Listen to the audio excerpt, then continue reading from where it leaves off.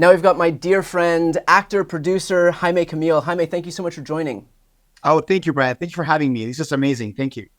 Now, look, you know, we are in the immediate aftermath of Donald Trump's rally at Madison Square Garden, where there were obviously reprehensible comments about Puerto Rico being an island of garbage. I want to know first and foremost how that's impacted the folks that you talk to in your community. You know, you and I have been friends for a really long time. We've hung out in person quite a bit. I know the impact that you have within the Latino community. I know, for example, when we go out to football games, soccer games together, how your fans flock to you, and so I know again the impact that you have within the Latino community. So I'm Yeah. curious what the immediate impact, the fallout was from what we heard from that rally. I think it's very unfortunate. I think it's a horrible way to describe a demographic and an ethnicity that is the economic engine of this country.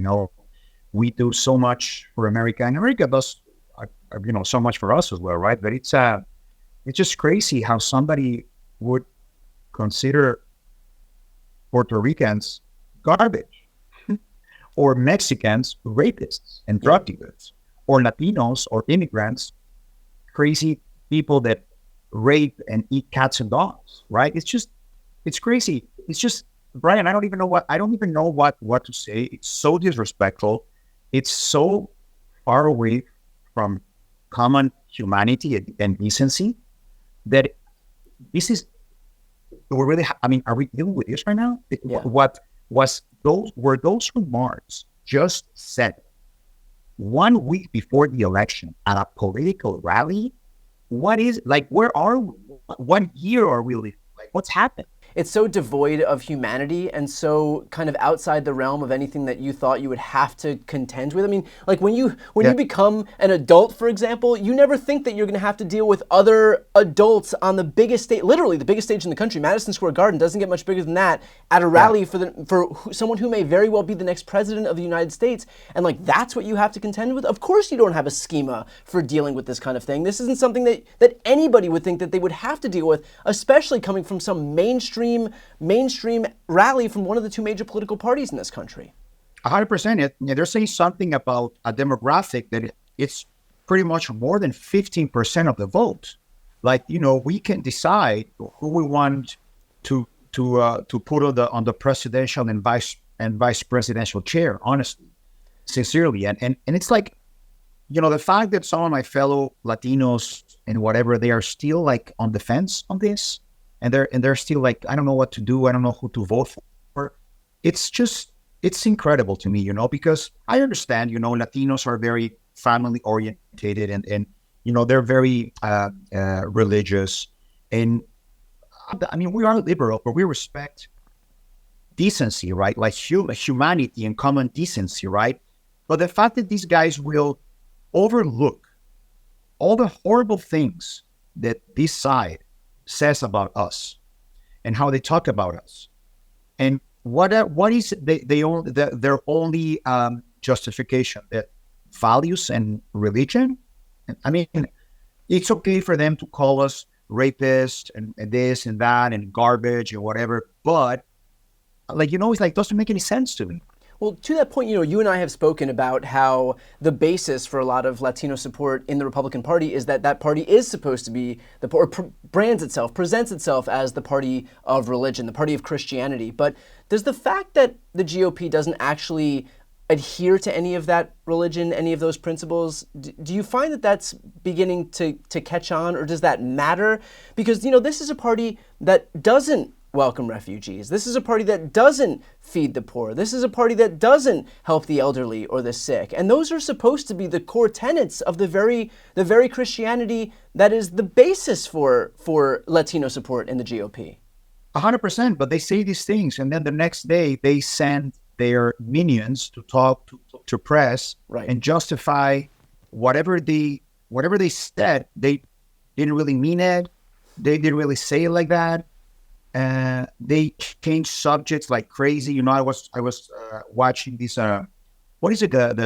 Is it Ben Shapiro, the guy that Yeah. the I was watching Ben Shapiro talk to a bunch of Kamala supporters, and it was like, he was like they all do, right? They jumped from one subject to another one, to another one, to another one. They create like a smoke bomb Yeah, and we call it like whataboutism or what about it? deflection or Yeah, thank yeah. you. Like it's like, hey, listen, yeah, like he said this, yes, but the price of groceries, like, whoa, whoa, whoa, whoa, that's another subject. We're talking, no, but you have to understand, blah, blah, blah, blah, and then they go on a rant, and Right. they talk about many things. And the mainstream media, honestly, they don't really press them the way that's why people watches you. That's why people watches the Young Turks, people like you, because you really address issues face on. Well, Jaime, what's your message then to the Latino community? Because look, it seems so clear that Trump has zero respect for them, and so I want to say, I want to say, if I could, like, do what Trump won't do and respect yourself. Is that a fair thing to say?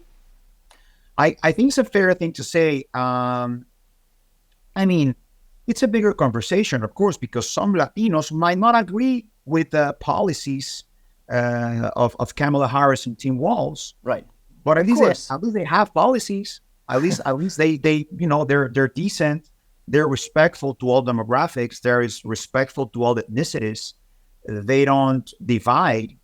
They don't empower a certain group that is considered to be domestic terrorists. They are considered to be domestic terrorists. Like at least you have the. I want to believe, Brian, because that's the way that I was brought up. I want to believe that decency and humanity still exists, like I want to believe that we are in a country where I can talk to a Trump supporter and go like, hey, listen, this and that, but he kind of lies a little bit and whatever. Yeah, you're right, he kind of lies, but hey, listen, I'm a Republican. I grew up Republican. I'm going to vote for him or whoever Republican.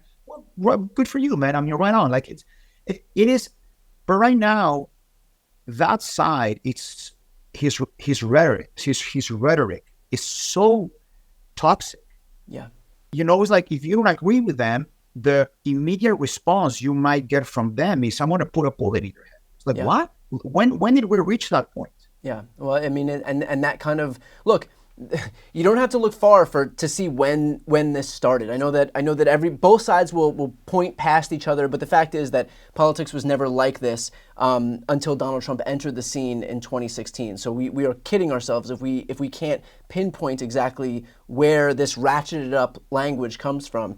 I mean, Republicans will garner support among Latinos by fear-mongering about the South and Central American countries that they came from. And they say, you don't want to, you basically don't want America to turn into exactly the places that you escape from. This isn't all Latinos, because there's Latinos that come from Mexico, for example, like you, but there are South and Central American countries where there were political refugees or folks that were escaping political instability, economic instability, whatever it is. But look, in terms of Republicans claiming that any Democrats in power will lead to socialism, that's completely debunked. We've had 8 years Dude, ago. how many years have we had Democratic governments? We had 8 years of Bill Clinton, no socialism. 8 years of Barack Obama, no socialism. 4 years of Joe Biden, no socialism. In fact, in my entire lifetime, in terms of the economic output, there has never been a Republican administration that's had a lower unemployment rate, more jobs added, or a stronger economy than a Democratic administration. So the capitalist bona fides of the Democratic Party aren't in doubt here. But Trump and this language, as far as he's concerned, that is super reminiscent of... He's closer to a dictator than any other candidate or president has ever been. And that's the thing, like, why doesn't that resonate? Why doesn't that resonate? Yeah, man, I have no freaking idea. Like, I don't get it.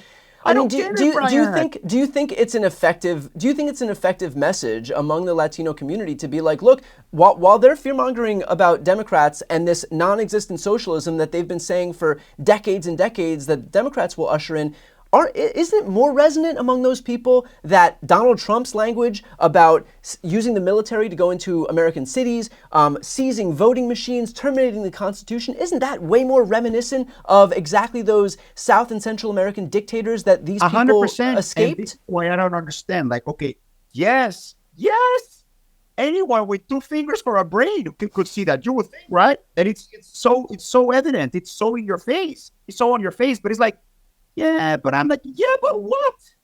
But what? That is that. This is the mystery that we need to solve. Like, Yeah. this is the mystery that I understand that he's, listen, it's fine if his following loves him so much and they truly believe the guy could walk on water. That is amazing. Now, the problem is when we completely block reason and logic from the equation. And I don't think this is your reason and your logic because you are the extreme left. No, I think it's logic, period. And it's like, but again, you understand people that follow Trump like, I mean, I don't know if it's right to say like a cult-like following or some, I don't want to be disrespectful to them because I don't believe in being disrespectful to the people you don't agree with. I don't know if it's a fair assessment to say that it's like a cult following, but whatever he does or says, it can be the most outrageous thing that comes from someone's mouth, and they will applaud that, and they will follow that, and they will, justify that. How can you get to someone when they are completely blocked from reason? Yeah. From reason. I think at this point the key here is just to keep reaching out over and over and over again to reach at least some small sliver of the population who is still open to hearing differing viewpoints. But look, that's why I do what I do in the media. You know, people ask me, when are you going to run for office? And I tell them never, because really the most important thing right now is to focus on getting people accurate information. I mean, look what Republicans have done for the last few decades. They have consolidated, they have built up this right-wing media bubble where they're able to manipulate so much of the population by virtue of the lies that they tell. And so we have to try to fight back on the left. It is crazy. Yeah, but I mean, we have to try to fight back on the left. If we cede this ground to the right, it's not going to matter how great we can have the best economy in history. We can have the most jobs added in history, which, by the way, we are literally doing right now. It's not going to matter because people aren't going to know it. And I think the Latino population is the same as the native-born American population here, in the sense that everybody is susceptible to this kind of disinformation if they're getting hit over the head with it over and over. And if Republicans own so many of these AM radio stations, for example, that the Latino population listens to, it's just a matter of trying to get this information out as much as we can. And I really think that, it might be unfair for me to say this, but I really think that other right-wing media like Fox and whatever the other one is, Newsmax, is it Newsmax or something like that? Whatever these guys are like, you have to hear both sides. So I tune into Fox once in a while to understand and to me, honestly, just like the MSNBCs of the world might be way too lefty, but at the same time, Brian, I really feel that whenever he says Puerto Rico or his people that he invites to his rallies, when they say that Puerto Rico is an island of garbage, that's what the guy said. Period. Yeah. There's no around that. There's no spinning it. Justification. And then you go to Fox. Oh, don't take it so seriously. It's a joke. It's fine. Yeah, it's fine. Because you also push for the narrative that Latinos are the enemy, right? Yeah. And they eat cats and dogs. But then at the same time, you go like, no, we love our Latino people. No, you don't. But at the same time, they contradict themselves, saying no, because it's so.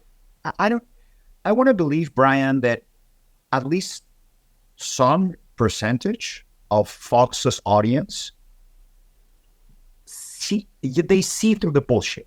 I really want to believe that. Listen, if 2, 3, 4% go like, come on, guys. I mean, what he said is not right. We love the guy. We're going to vote for him. Everything's fine, but that's kind of fucked up. Yeah, that was a little too much. Some of the anchors do call him out on his BS, right? Some of them, but just maybe one or two. Yeah. I don't know, but yeah. Okay, Jaime, let's finish off with this. I know that there are going to be a lot of people in the Latino community, just like in the non-Latino community, who are only paying attention to politics in these final days here, who may not have, watched anything as it relates to Trump or Kamala Harris and may just be tuning in, maybe are hearing from you as one of the only sources of news as we're about a week out from the election. So what's your message to those people, but especially the Latino population who may not have been paying attention and wants to know which way to go here? Oh my God, vote, man, vote, pay attention. Some of the Latinos are very like family oriented. So it's like, no, but my dad and my grandpa, they love Ronald Reagan. So of course I'm going to vote Republican. It's like that Republican Party no longer exists. like, Yeah. like pay attention. Have your own voice. Have your own opinion. It is okay to go to their websites and read policy and this and that and really understand what's at stake. At least vote for someone that has a minimum, well-calibrated moral and ethical compass. It's a crazy world, man. It's a crazy world. The fact that my brothers and sisters Latinos would even consider the Trump-Vance ticket, it's beyond me. Beyond me. They make fun of them in front of them. Yeah. It's crazy. Well, look, Jaime, I'm grateful that you're doing your part in a community that Democrats have largely ignored for far too long. So I'm grateful for the work that you're doing to talk to your community out there, and fingers crossed out here as we head toward this final week. Let's see, man. Let's see. Fingers crossed. But thank you, Brian. You're so sweet. Thank you very much for having me.